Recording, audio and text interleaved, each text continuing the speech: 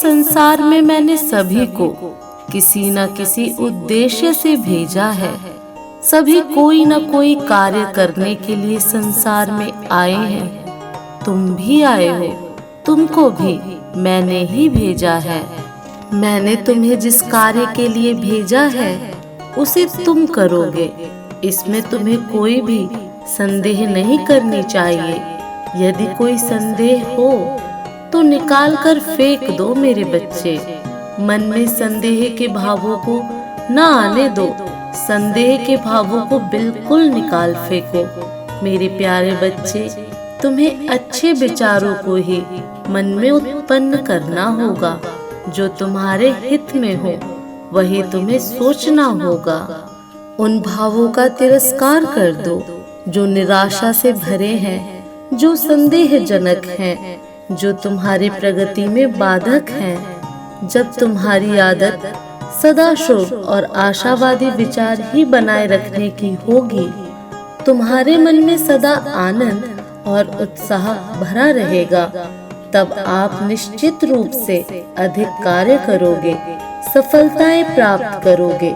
कभी दुखों और निराशाओं का मुंह नहीं देखना पड़ेगा। मेरे प्यारे बच्चे, जब तुम्हारा भाव सदा आशामय और शुभ सूचक रहेगा, तब तुम आनंदमय और प्रसन्न रहोगे। दृढ़ता पूर्वक कार्य करते रहने की आदत बना लेते हो तो सदा आगे ही बढ़ते रहोगे। अगर शत्रु तुम्हारी सफलता, सुख और शांति में बाधा पहुंचाता है तो तुम उसे परास्त कर सकते हो। मेरे प्यारे बच्चे, तुम्हारी धारणा यदि यही है कि बिना धन पूंजी के संसार में सफलता नहीं मिलती है, तो इसे मन से निकाल दो। मन, वचन और कर्म से तुम प्रयत्न करो कि तुम्हारा भविष्य उज्जवल होना चाहिए। तुम सभी प्रकार से सुखी, सफल और उन्नत हो तो तुमको सभी आवश्यक चीजें प्राप्त होती चली जाएंगी। मेरे प्यारे बच्चे, सफलता के लिए संसार में प्रवेश करते समय जो धन पूंजी तुम्हारे पास बिल्कुल नहीं थी, वह आती चली जाएगी, क्योंकि तुम्हारे पास आशामय उत्तम विचारों की पूंजी है और वही सबसे बड़ी पूंजी। कुछ लोग अपनी इच्छाओं को स्वयं कमजोर बना लेते हैं। वे नहीं जानते कि इच्छाओं की पूर्ति के लिए दृढ़ निश्चय और भाव जरूरी है और निरंतर मन, वचन और कर्म से प्रयास करते रहने से ही अपनी इच्छाओं को पूर्ण करने की शक्ति मिलती है। इच्छाएं तभी पूर्ण हो सकती हैं जब वे प्रबल होती हैं। कमजोर इच्छाएं अपूर्ण रहती हैं। प्रारंभ में यदि इच्छाएं पूर्ण होती दिखाई न दे, किसी प्रकार की रुकावट है, तो तनिक भी घबराने की जरूरत नहीं है। प्रयत्न जारी रखें। आशामय विचार उसी प्रकार दृढ़ रहें। निश्चित रूप से तुम उन रुकावटों को पार कर लोगे। तुम्हारी ही जीत होगी। बस यह मत भूलना कि अभिलाषाएं तभी पूरी होती हैं जब दृढ़ निश्चय के साथ साथ परिश्रम और प्रयत्न किए जाते हैं। दृढ़ निश्चय ही सफल हुआ करते हैं। उत्पादन शक्ति बढ़ाने के लिए इच्छा और दृढ़ निश्चय के साथ प्रयास करना आवश्यक है, तभी सफलता प्राप्त होती है। मेरे प्यारे बच्चे, तुम मेरे ही अंश हो, यह तुमको प्रत्येक क्षण ध्यान में रखना चाहिए। मैंने तुमको भी पूर्ण बनाकर भेजा है। जब तुमको यह विश्वास दृढ़ होगा तो तुमको शक्ति प्राप्त होगी, उत्पादक शक्ति बढ़ जाएगी, तुम अधिक से अधिक कार्य कर सकोगे। तुम्हारे विचारों में सदा वही बातें हो, वही सोच और कहें जिन्हें तुम पूर्ण करने की इच्छा रखते हो। तरह तरह की व्यर्थ बातें सोचने या कहने से क्या लाभ। मेरे बच्चे, कुछ लोग घोर निराशावादी होते हैं और वे सदा अपने दुर्भाग्य पर आंसू बहाते हैं। कुछ सदा अपनी असफलताओं का रोना रोते रहते हैं और भाग्य और भगवान को दोषी ठहराते हैं। वे नहीं जानते कि ये निराशा भरे विचार और रोना धोना ही उनके शत्रु हैं, और इन्हीं के कारण ये असफलताएं और दुख बार बार उनकी ओर लौट आते हैं। मेरे बच्चे, तुमको अपने मन से ऐसे बुरे विचारों को मन से बिल्कुल निकाल दो। रोने धोने की बीमारी से छुटकारा पा लो। तुम यही सोचो कि ऊंचे, पवित्र और उत्तम विचारों से ही आत्मा को सुख, शांति और आनंद प्राप्त होता है। तुम जिस विषय में निपुण होना चाहते हो, उसकी गहराइयों को जानना और ऊंचाइयों को छूना चाहते हो, उसके लिए पूरी शक्ति से, मन से उसमें तब तक लगे रहो जब तक तुमको सफलता के दर्शन न होने लगे, तुमको उसमें संदेह ही ना हो। मेरे प्यारे बच्चे, तुम्हारे जीवन को वास्तविक जीवन तुम्हारा आदर्श ही बनाता है। जैसे तुम्हारा आदर्श होगा वैसे ही तुम होगे। तुम अपने आदर्श को अपने चेहरे के हाव भाव से प्रकट करते हो। यही वास्तविक है, तुम छिपा नहीं सकते हो। तुमको देखते ही तुम्हारे आदर्श का पता लग सकता है। तुम्हारे आदर्श, तुम्हारे विचार और मन के भाव सदा उत्तम ही रखने चाहिए। श्रेष्ठता और दिव्यता तुम्हारे विचारों और मन में भरी हुई हो। तुम्हारा यह दृढ़ विश्वास और निश्चय हो कि तुम्हारा किसी भी प्रकार का संबंध निर्धनता, कमजोरी और अज्ञान से नहीं है। रोग शोक से तुम्हारा कोई वास्ता नहीं है। तुम्हारे हाथों से कोई कार्य बुरा नहीं होगा। तुम सदा अच्छा कार्य ही करते हो। बुराइयों से तुम्हारा संबंध नहीं है। अगर तुम ऐसा कर सकते हो तो मेरे बच्चे, तुम्हें अपनी सफलता से कोई भी नहीं रोक सकता। मैं कभी नहीं चाहती कि मेरे बच्चे को असफलता का सामना करना पड़े। मेरे प्यारे बच्चे, मेरा आशीर्वाद सदैव तुम्हारे साथ है। सदा खुश रहना। मेरे बच्चे, एक खूबसूरत तोहफा तुम्हारा इंतजार कर रहा है। आज वक्त है अपने पंख फैलाने का, इस खुले आकाश में उड़ जाने का। मेरे बच्चे, तुम अब तक जिसे अपना पूरा संसार समझ रहे थे, वह तो बस एक छोटा सा अंश था। अपने पंख खोलो। तुम्हारा संसार तो यह खुला आकाश है, जहाँ तुम बंधन मुक्त विचार करते हो। मेरे बच्चे, एक खूबसूरत तोहफा तुम्हारी ओर आ रहा है। यह तोहफा मेरी तरफ से मेरे बच्चे के लिए है। यह तुम्हारे जीवन में उत्साह और उमंग को वापस लाएगा। इस खूबसूरत तोहफे की पहचान तुम्हें स्वयं करनी है।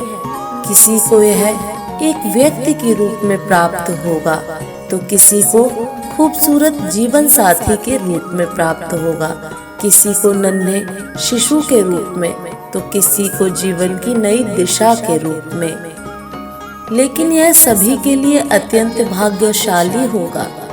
मेरे बच्चे, तुम्हारी ऊर्जा का स्तर बढ़ चुका है। यदि तुम अपने आप को एक दृष्टि बनाकर देखो, तब तुम पाओगे तुम्हारे व्यक्तित्व ने अब तक कितना परिवर्तन हुआ है। तुम यदि अपनी तुलना पहले से करो, तब तुम देखोगे तुम्हारा किस प्रकार रूपांतर हुआ है। मेरे बच्चे, क्या यह सब एक दिन में संभव था? क्या तुमने कभी कल्पना की थी जिस प्रकार से तुम्हारा विश्वास होगा? क्योंकि यह सब प्राकृतिक द्वारा पूर्व निर्धारित होता है।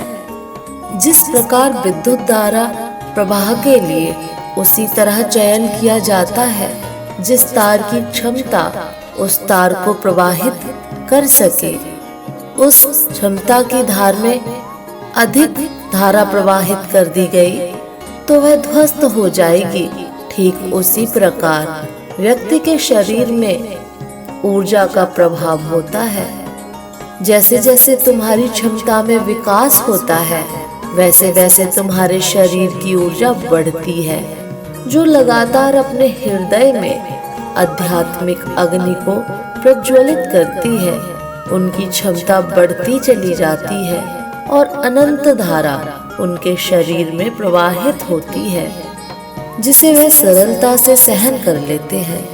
मेरे बच्चे, तुम्हारे साथ जो कुछ भी हो रहा है, तुम उससे घबराओ मत। यह सब तुम्हारी यात्रा का विशेष अंग है। एक पहाड़ पार करते ही तुम्हारे लिए दूसरा द्वार खुल जाएगा। तुम इतना स्मरण रखो, मैं सदा तुम्हारे साथ हूँ। तुम्हारा अहित कदापि नहीं होगा। जिस प्रकार भक्त अपनी ईश्वर को परीक्षा देता है, उसी प्रकार सच्चे भक्तों के लिए ईश्वर को भी परीक्षा देनी होती है। जब भी तुम्हें ऐसा लगे अब कुछ भी नहीं बचा, तो तुम मुझे पुकार लेना। वह तुम्हें ज्ञात होगा, मैं सदा तुम्हारे साथ खड़ी थी। जो तोहफा मैंने तुम्हें भेजा है, उसके लिए खुद को तैयार करो, क्योंकि बहुत जल्द वह तुम्हें मिलने वाला है। चलो थोड़ा मुस्कुराओ। तुम्हारी मुस्कान पूरे वातावरण को आनंदित करती है। मेरे बच्चे, यूं उदास होकर ना बैठा करो।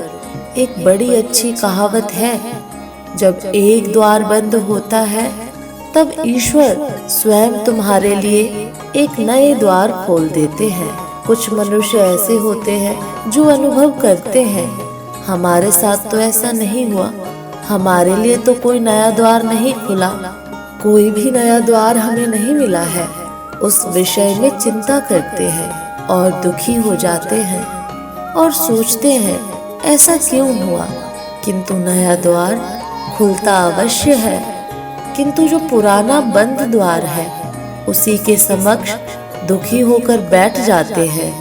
कुछ इस प्रकार बैठ जाते हैं कि नए द्वार पर उनकी दृष्टि पड़ती ही नहीं है। मेरे बच्चे, बस यही कहना चाहती हूँ कि तुम्हारे जीवन के नए स्तर पर ले जाने के लिए मेरी शक्तियाँ तुम्हारी ओर बढ़ रही हैं। वह अदृश्य शक्ति है जो तुम तक पहुँचने वाली है, जो एक पल में तुम्हें ऐसी सूचना देंगी कि तुम झूम उठोगे। मेरे बच्चे, यह तुम्हारी परीक्षा का फल है, जो खुशी बनकर तुम्हारे घर में शीघ्र प्रवेश करेगी, जिसके कारण कार्य क्षेत्र में तुम्हारी पदोन्नति होगी। तुम्हारे आसपास के लोग तुमसे अत्यधिक प्रभावित होंगे। मेरे बच्चे, तुम्हारे माता पिता तुम पर गर्व करेंगे, क्योंकि तुम उन्हें वह देने वाले हो जो किसी ने किसी को अब तक नहीं दिया। किसी भी व्यक्ति के जीवन में चमत्कार तब प्रारंभ होते हैं जब वह उनके होने की सबसे कम आस रखता है। तुम्हारे जीवन का वही निर्माण प्रारंभ होगा जब चारों तरफ से चमत्कार की वर्षा होगी। ज्ञान का प्रकाश तुम्हारे लिए नए द्वार खोलेगा, जहां तुम संसार एक को आध्यात्मिक ज्ञान के बीच खड़े होगे और संसार में रहते हुए भी ईश्वर प्रेमी बनकर सब कुछ प्राप्त करोगे। मेरे बच्चे, बहुत जल्द तुम्हें ऐसी सूचना मिलेगी जो तुम्हारे पूरे घर को खुशियों से भर देगी। मेरे बच्चे, देखो यह दुनिया कितनी अच्छी है। एक ही समय में कोई आध्यात्मिक पीड़ा में होता है तो कोई अत्यधिक प्रसन्न। एक ही समय में किसी के घर पे शिशु का जन्म होता है और उल्लास का माहौल होता है, वहीं उसी समय एक घर में किसी के घर देहांत हुआ होता है, जहां मातम है। दोनों घरों में घटने वाली घटनाएं मैं देख रही हूँ, पर मुझे ना कोई प्रसन्नता है ना ही कोई दुख, क्योंकि जिसने जन्म लिया है वह अपनी एक नई यात्रा पर जाएगा, जहाँ उसे कई अभ्यास जीवन रूप में सीखने हैं। और किसी की मृत्यु हुई है, वह कई अध्याय सीखकर मेरे पास आ रहा है। यह चक्र तो तब तक चलता रहेगा जब तक वह आत्मा जीवन के 7 अध्याय पूर्ण रूप से ग्रहण ना कर ले। इसी प्रकार जब तुम्हारे जीवन में कोई लाभ होता है अथवा हानि होती है, तो तुम्हें एक समान व्यवहार करना चाहिए। किसी भी स्थिति में अत्यधिक प्रसन्न या अत्यधिक दुखी नहीं होना चाहिए, क्योंकि दोनों ही तुम्हारे जीवन का महत्वपूर्ण अंग है। मेरे बच्चे, आज तुम दुखी हो सकते हो, तो निश्चित ही कल तुम्हें इतनी ही मात्रा में खुशी भी मिलेगी। यदि आज तुम अत्यधिक प्रसन्न हो तो सकता है कल तुम्हें दुखी भी होना पड़े। इसलिए आज मैं तुम्हें एक गुप्त मंत्र दे रही हूँ। जीवन में परिस्थिति चाहे जो भी हो, सदैव ईश्वर का स्मरण हृदय से करते रहना। ऐसा करने से जीवन में सुख और दुख एक समान लगने लगते हैं। जब तुम्हें कोई बड़ी उपलब्धि हासिल हो तो उसे ईश्वर की सेवा समझकर ईश्वर के चरणों में समर्पित कर दो। ऐसा करने से तुम्हारे भीतर अहंकार का वास नहीं होगा। प्रत्येक दिन जो भी अच्छे कर्म करो उसे ईश्वर की सेवा समझकर, इसी प्रकार जब तुमसे कोई गलती हो तो उसे भी ईश्वर के चरणों में समर्पित कर स्वीकार करो। आज जो मैंने तुम्हें बताया है, इसे जानने में व्यक्ति को बरसों बीत जाते हैं। यदि आज इस गुप्त ज्ञान को तुम अपनी पोटली में बांध लोगे तो अनंत काल तक तुम्हारी यात्रा सुखद होगी। मेरे बच्चे, एक बात मैं तुम्हें आज बताती हूँ, सदा लक्ष्य सामने नहीं होता, कभी कभी उसे ढूंढना पड़ता है। यह याद रखो, यह यात्रा बड़ी कठिन होती है और इसी कारण से सदैव तेज चलना, शीघ्र गति से चलना ही पर्याप्त और आवश्यक नहीं है। इससे भी अधिक महत्वपूर्ण है सोच समझकर चलना। सोच समझकर जब चलोगे तब यह कदम सबसे अधिक श्रेष्ठ होंगे। कब किस मोड़ पर मुड़ना है, कब किस मोड़ पर नहीं मुड़ना है, कब गति अधिक होनी चाहिए, कब नहीं रुकना है, इस सब का ज्ञान प्राप्त करना आवश्यक है। मेरे अगले संदेश की प्रतीक्षा करना। मैं फिर आऊंगी तुमसे मिलने। मेरा आशीर्वाद सदैव तुम्हारे साथ है। तुम्हारा कल्याण